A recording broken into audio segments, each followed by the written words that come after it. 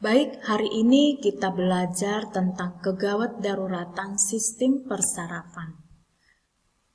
Yang termasuk di dalam kegawat daruratan persarafan itu meliputi trauma kapitis, stroke, gangguan kesadaran, peningkatan tekanan intrakranial, kejang dan status epileptikus, serta kegawatan neuromuskuler seperti kompresi medula spinalis, miastenia krisis, dan lain-lain. Nah, apa-apa saja yang perlu kita lakukan pemeriksaan neuroemergensi? Yang pertama adalah tingkat-tingkat kesadaran. Tingkat-tingkat kesadaran ini meliputi kuantitatif maupun kualitatif.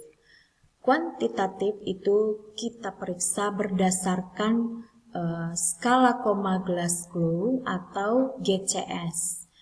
Kemudian kalau dia kualitatif, apakah dia kompos mentis, somnolen, apatis, soporokoma ataupun bahkan koma. Kemudian kita lakukan juga pemeriksaan pupil dan gerakan bola mata. Pupil apakah ukuran atau bentuknya isokor, sama bentuk, atau memang tidak sama bentuk, atau anisokor. Kemudian gerakan bola mata apakah dia bisa bergerak atau memang tidak bisa bergerak atau dilatasi pupilnya. Kemudian kita juga akan memeriksa apakah ada tanda-tanda rangsangan meningeal seperti tanda Brudzinski positif atau negatif atau tanda Kernik ya positif atau negatif. Kemudian kita periksa juga apakah fungsi-fungsi saraf kranial itu masih berfungsi dengan baik. Kemudian fungsi-fungsi motorik dan refleks. Nah, pertama yang perlu kita pelajari adalah cedera kepala.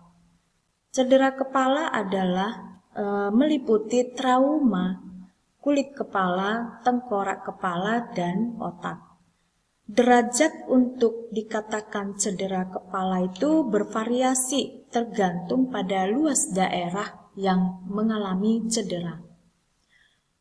Penyebab daripada cedera kepala itu meliputi trauma oleh benda atau serpihan tulang yang menembus jaringan otak, efek dari kekuatan atau energi yang diteruskan ke otak, dan efek percepatan ataupun perlambatan pada otak.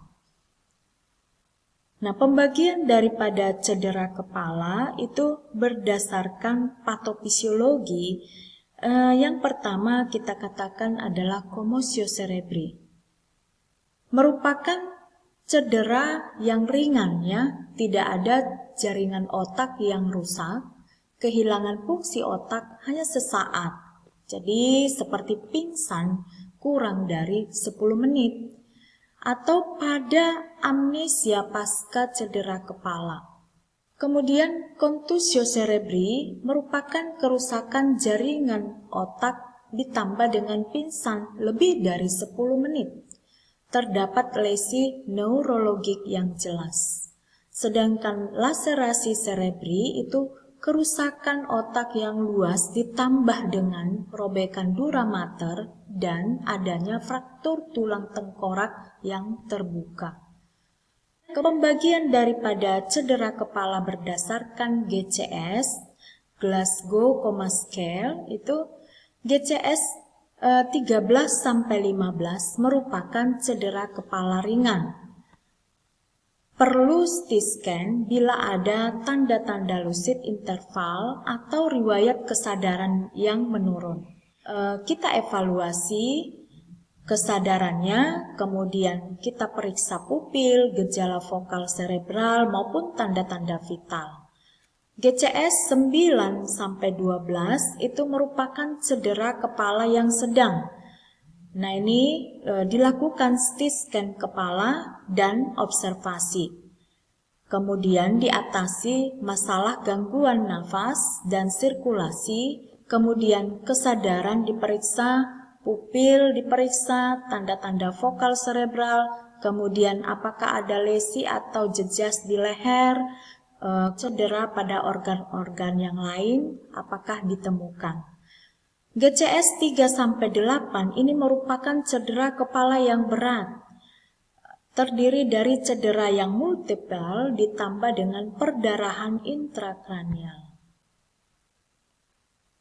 Lalu tipe-tipe trauma kepala itu ada dua bagian, ada yang tertutup dan ada yang terbuka.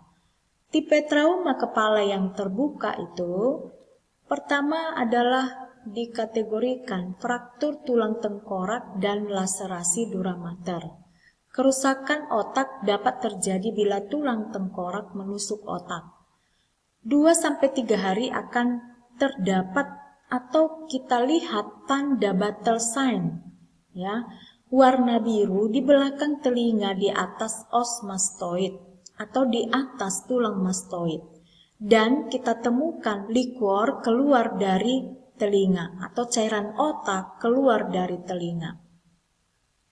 Perdarahan dari telinga dengan trauma kepala hampir selalu disebabkan oleh karena retaknya tulang dasar tengkorak. Tipe trauma kepala yang tertutup ini commotion cerebri atau sering kita katakan geger otak, kemudian contusio cerebri, memar otak, kemudian perdarahan di dalam otak, ya, intracerebral, dan perdarahan subdural. Fraktur basis kranii tidak selalu dapat dideteksi oleh fotoronsen, ya, tetapi bisa sangat membantu melalui tanda-tanda klinik untuk mendiagnosis pasti adanya fraktur basis tengkorak. Yang pertama, ditemukannya battle sign, warna biru atau ehymosis di belakang telinga di atas os mastoid. Yang kedua, hemotipanum, perdarahan di daerah gendang telinga. Ketiga, kita temukan periorbital ecchymosis, ya, mata warna hitam tanpa trauma langsung. Yang keempat, rhinorrhoe, liquor keluar dari hidung. Dan otorrhoe, liquor keluar dari telinga. Trauma kepala tertutup, commotion cerebri atau geger otak, ini akan terjadi bentuk trauma capitis yang ringan, di mana adanya pingsan kurang dari 10 menit. Tadi sudah dijelaskan. Kemudian tanda dan gejalanya ada pusing, kemudian terdapat noda-noda di depan mata, dan kelihatan wajah seperti linglung, ya. Contusio cerebri atau memar otak merupakan adanya perdarahan kecil atau peteki pada jaringan otak akibat pecahnya pembuluh darah kapiler. Nah, ini biasanya bersama-sama terjadi rusaknya jaringan saraf atau otak, ya, yang menyebabkan edem jaringan otak di sekitarnya. Kemudian epidural hematom ini merupakan pengumpulan darah di antara tengkorak dengan dura mater. Biasanya berasal dari arteri yang pecah oleh karena adanya fraktur atau robekan langsung. Gejala khas, ya, atau disering kita katakan trias klasik. Yang pertama adalah intervalucid, yang kedua hemiparesis atau plegia, kemudian yang ketiga pupil anisokor. Diagnosis akurat adalah dengan CT scan kepala. Terdapat perdarahan biconvex atau lenticular di daerah epidural. Nah, seperti ini dia, ya. Kalau dilakukan CT scan, ada kelihatan, ya, pengumpulan darah. Hematom intracerebral, ini terkumpulnya darah secara vokal yang diakibatkan oleh regangan atau rotasional terhadap pembuluh darah intraparenkim otak. Gambaran khasnya lesi perdarahan di antara neuron otak yang relatif normal. Tepi bisa tegas, ya, kelihatan jelas, tetapi tidak tergantung apakah ada odem otak atau tidak. Perdarahan intracerebral bisa timbul beberapa hari kemudian sesudah adanya trauma. Jadi perlu monitoring atau pengawasan, ya. dengan pemeriksaan tanda-tanda vital, pemeriksaan neurologis, bila perlu CT scan ulang. Yang berikutnya subdural hematom. Ini merupakan perdarahan yang mengumpul di antara korteks cerebri dan dura mater, menyebabkan terjadinya regangan dan robekan vena-vena drainase yang terdapat di rongga subdural antara permukaan otak dengan sinus dura mater. Nah, gejala klinik biasanya tidak terlalu hebat kecuali bila terdapat efek massa. Berdasarkan kronologis, subdural hematom itu dibagi yang pertama akut, terjadi 1-3 hari pasca trauma. Subakut 4-21 hari pasca trauma. Sedangkan kronis sudah lebih dari 21 hari. CT scan kepala ditemukan adanya lesi hiperdens berbentuk bulan sabit yang sering terjadi pada daerah yang berseberangan dengan trauma. Ya, ini gambarnya. Fraktur impreksi terdiri dari dua bagian, ada tertutup dan terbuka. Impresi fraktur tertutup merupakan akibat dari pukulan benda keras menyebabkan tulang kepala masuk ke dalam, tetapi tidak pada parenkim otak, tanpa mengakibatkan robeknya kulit kepala dan hubungan dengan dunia luar. Sedangkan terbuka itu impresi tulang kepala ditambah dengan robekan kulit kepala dan terjadi hubungan dengan dunia luar. Bila impresi hebat terjadi, robekan pada dura mater. Pemeriksaan diagnostik yang perlu dilakukan pertama adalah CT scan. Yang kedua, sinar X ya. Kemudian pemeriksaan analisa gas darah arteri. Pemeriksaan fisik meliputi kepala, mata, hidung, dan ekstremitas. Bila terdapat luka, diberikan penanganan dan dicatat ukuran lukanya. Kemudian kita lakukan pemeriksaan neurologis meliputi GCS, tanda-tanda tekanan intrakranial seperti sakit kepala yang hebat, muntah proyektil, dan juga adanya kesadaran menurun. Kita periksa juga pupil, defisit neurologis lain seperti lateralisasi, paresis saraf kranial. Pemeriksaan penunjang untuk menegakkan diagnosa cedera kepala meliputi ronsen kepala, CT scan otak. Nah, pemeriksaan yang kita lakukan untuk menilai tingkat-tingkat kesadaran seperti ini, kuantitatif dan kualitatif. Tadi sudah dijelaskan di awal. Manajemen cedera kepala. Bila pasiennya tidak sadar, maka lakukan pengkajian lengkap airway, breathing, dan sirkulasi. Jika perlu, lakukan resusitasi segera. Perlu kita ingat bahwa resusitasi yang tidak adekuat akan menyebabkan injuri otak sekunder, bahkan lebih berat dibanding cedera awal. Maka jangan sekali-sekali kita melakukan resusitasi jika kita tidak kompeten. Yang pertama kita lakukan adalah cek respon si pasien. Kemudian minta bantuan pasang cervical collar untuk menghindari adanya cedera di cervical atau di leher. Nah, ini untuk membuat supaya terjadi imobilisasi pada daerah leher.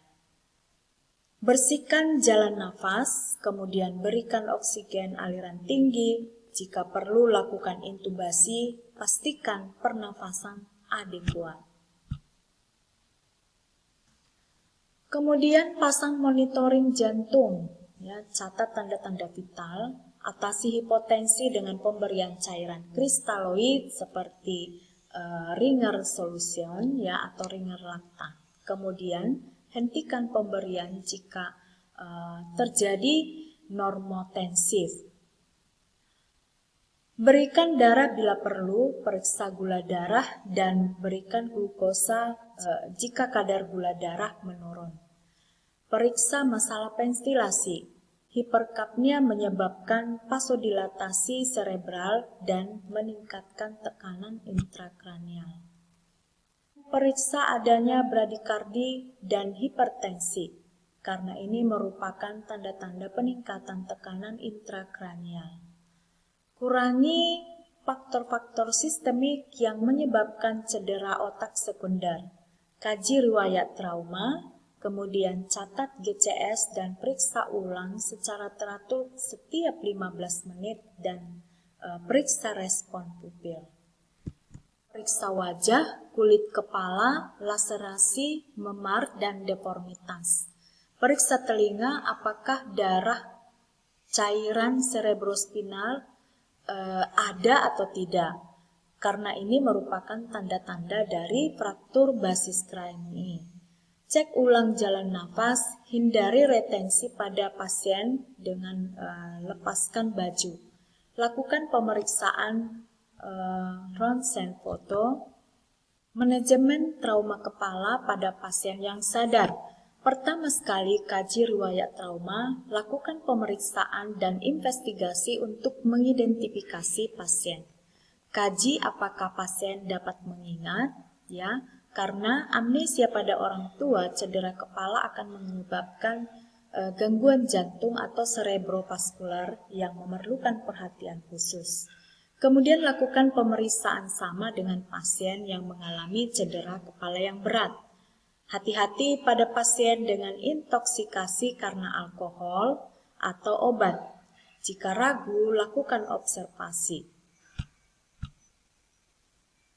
Lakukan foto ronsen, indikasi pasien yang harus di-scan itu yang pertama, setelah resusitasi, memburuknya GCS, adanya fraktur tengkorak yang disertai dengan gangguan kesadaran, kejang, dan gangguan neurologis.